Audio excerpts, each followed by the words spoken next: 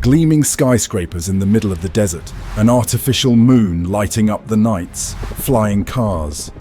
$500 billion.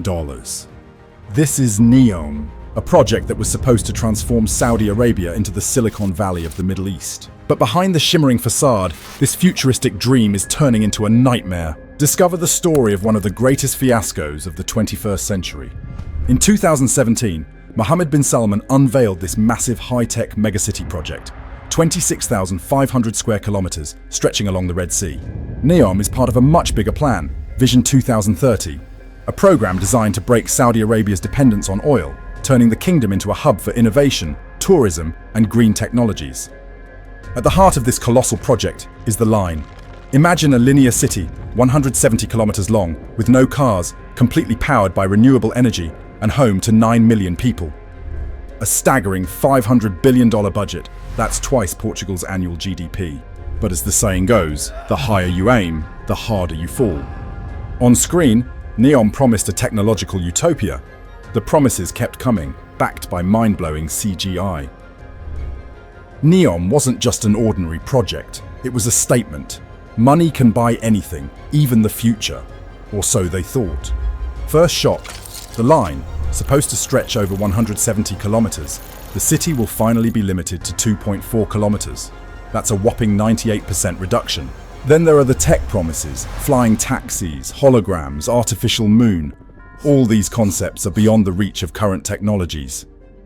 In late 2024, a bombshell dropped. Nadmi Al-Nasser, NEOM's CEO, was forced to resign and left the country.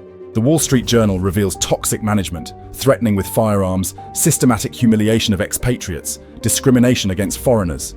Executives resign en masse. His successor, Ayman al-Mudaifa, inherits a complicated situation. His mission: salvage what he could from a sinking Titanic. But this is just the tip of the iceberg.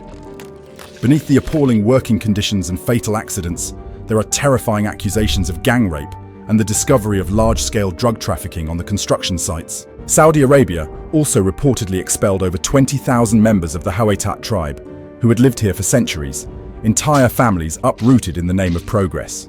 The human disaster doubles as an ecological catastrophe. The immense mirrored walls threaten to decimate migratory bird populations.